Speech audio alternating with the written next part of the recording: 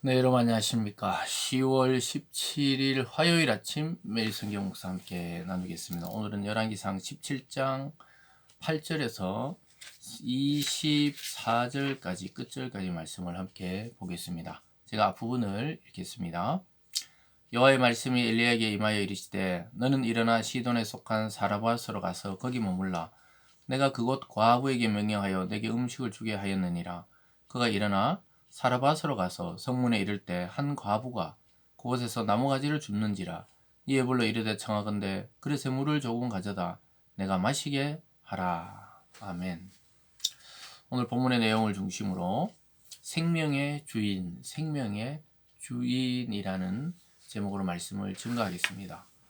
북이스라엘의 아합이라는 왕이 통치하면서 완전히 우상숭배의 나라가 되어버렸고 하나님을 대놓고 반역하는 가장 악한 왕의 시대, 또 그의 부인 이세벨 왕비 같은 경우에는 아주 악한 자의 상징처럼 되어버리는 그런 시대에 하나님은 극단적인 조치를 취합니다. 그것이 바로 엘리야 선지자를 통한 가뭄이 드는 것입니다. 그래서 나중에 보면 3년 6개월간이나 비가 전혀 오지 않는 그 가뭄의 시대에 접어들게 됩니다. 하나님은 그 시대를 통해 이 북이스라엘이 회개하고 돌아오기를 바라고 있죠. 그래서 우리는 성경을 통해서 때로는 하나님이 주시는 심판과 고난이 끝이 아니고 그것은 하나님이 정말 자기 백성을 사랑하는 방식이라는 것을 알게 됩니다. 이런 극단적 조치를 통해 참신이 누구시며 우리가 섬겨야 될 대상이 누구신지를 알려주고 있는데요. 그런데 오늘 그 상황 속에서 말씀을 증거하던 선지자도 하나님의 그 심판의 주관권 안에 생활하게 된다는 것입니다. 그래서 더 이상 먹을 것이 없게 되면서 하나님은 사르밧이라는 지역에 가면은 한 과부가 있는데 그 과부가 너를 먹일 것이라고 이야기하고 있습니다. 누군지 이름도 이야기하지 않고 일단 그곳으로 가라고 말씀합니다. 구절을 보면요. 일어나 시돈에 속한 사르밧으로 가서 거기 머물라. 내가 그곳 과부에게 명령하여 내게 음식을 주게 하였느니라. 그가 일어나 사르밧으로 가서 성문에 이를 때 한 과부가 그곳에서 나무를 줍는지라. 그래서 엘리야가 사르밧으로 가보니까 성문 어귀에서 나무 가지를 줍는데 나중에 보니까 그가 과부였어요. 그래서 과연 이 사람이 하나님이 준비한 과부인지 아닌지 모르기 때문에 일단 물을 내게 좀 달라 이렇게 말하고 있었습니다. 그랬을 때 이 여자가 기가 막힌 이야기를 해요.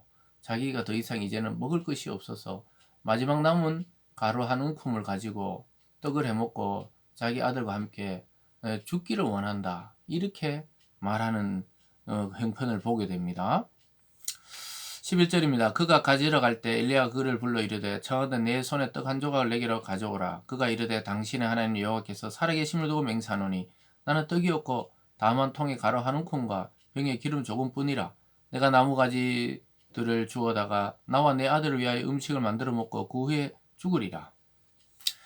떡은 없지만은 집에 가루 한 움큼이 있는데 그것으로 반죽해서 아이와 함께 그 나무가지를 주워다가 이제 불을 지펴 해먹고는 이제 죽으려 합니다. 마지막 남은 양식이 가루 한 움큼이라는 거예요.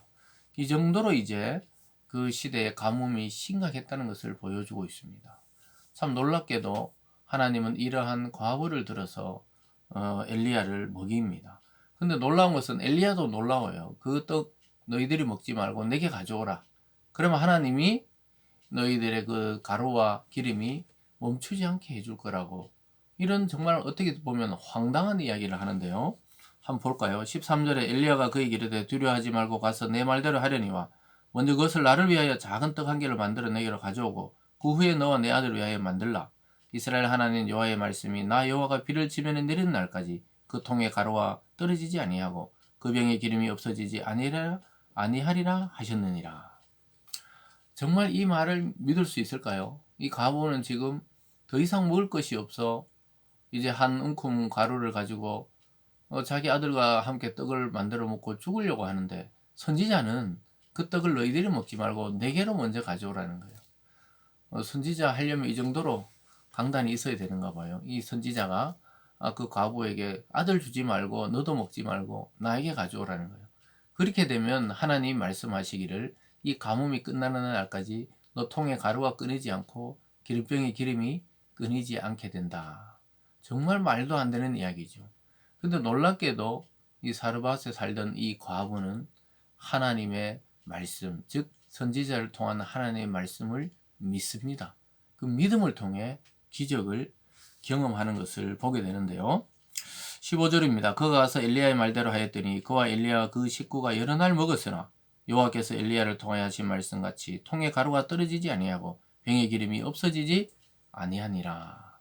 놀랍게도 하나님은 하나님의 선지자 또 아합의 그 악한 시대에 반드시 살아남아서 하나님의 능력을 보여줘야 했던 선지자를 이런 방식으로 살리시고 그를 공급해주고 도와줬던 과부와 아들도 이 방식을 통해 끝까지 살아남게 하는 것을 보게 됩니다. 여러분, 그래서 우리가 막다른 길, 막다른 어떤 어려움에 취했을 때 하나님의 그 믿음에 대한 것이 그때 발휘가 되어야 됩니다. 하나님이 그렇게 하셨다면 이유가 있는 것이죠. 살리든 죽이시든 하나님의 뜻이 있다고 생각하고 밀어붙여야 되는 것이죠. 근데 이 과부는 참 어떤 사람들은 말도 안 하는 소리 하지 말라고 아마 선지자를 피파하고 내쫓거나 구박했을 거예요. 자기들 지금 굶어 죽게 생겼는데 자기에게 먼저 음식을 달라 하는 이 악한 선지자 하면서 쫓아냈을 건데 이 과부에게 하나님이 은혜를 주셔서 그 말이 감동된 거예요.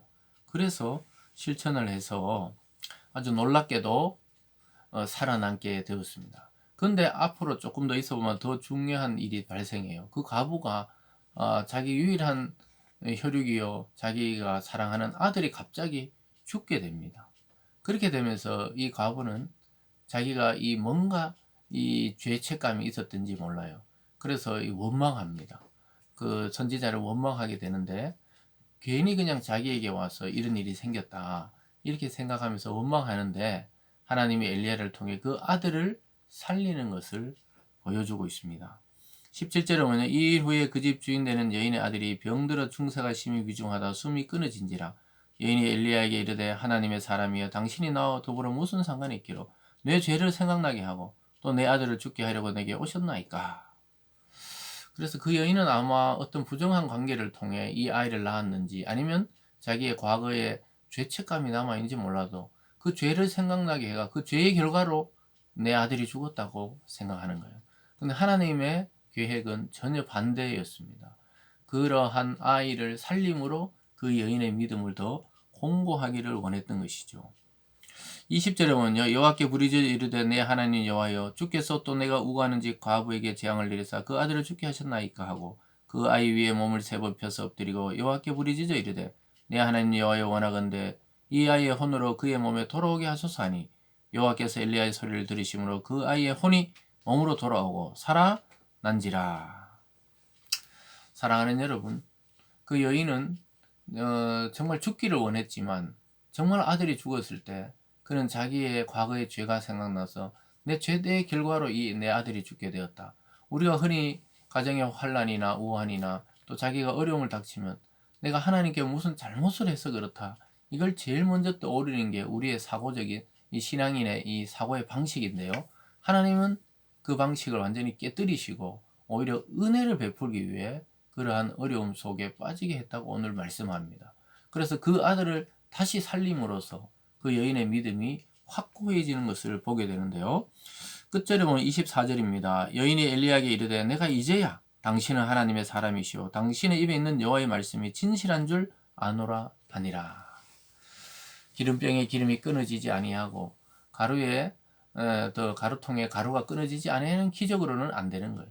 자, 생명 대 생명으로 자기 아들의 생명이 죽은 줄 알았는데 살림을 통해 엘리야의 입을 통해 전해지는 하나님의 말씀이 진실인 줄을 자기가 믿노라 이렇게 말하고 있습니다. 사랑하는 여러분, 신앙은 이처럼 자기 체험에서 결과를 증명해야 합니다.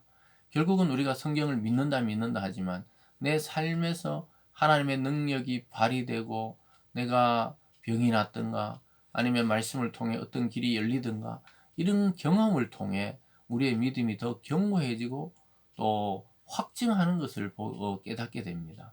여러분들도 아마 이런 일들을 많이 경험하셨을 거예요. 기도한 대로 때로는 이루어지고 내가 주님께 마음에 소원한 대로 이루어질 때, 야, 진짜 하나님이 살아계시고 하나님은 우리의 기도와 우리의 마음 속을 아시고 들어주신다는 사실을 깨닫게 되죠. 그리고 결국은 사르밧 과부와 아들의 생명, 또 죽었던 아들이 살아남, 또 엘리야가 이런 방식으로 하나님의 때를 기다리며 살아남는 것, 이 모든 것은 결국 생명의 주권자가 정말 누구신지를 알려주고 있습니다. 저와 여러분의 생명의 주인은 우리 자신이 아니라 우리를 창조하신 하나님이 주인이십니다. 오늘도 그 사실을 기억하면서 하루를 믿음으로 살기를 바랍니다. 기도하겠습니다. 사랑의 하나님 아버지, 생명의 주인이 우리 자신인 줄 알았는데 우리 인생조차도 우리의 것이 아니라 창조자이시고 우리에게 생명 주신 하나님의 것임을 고백합니다. 그 말씀 따라 믿음으로 살기를 원하고 믿음으로 오늘도 승리하기를 원합니다. 함께하여 주시옵소서. 감사드리며 예수님 이름으로 기도드리옵나이다. 아멘.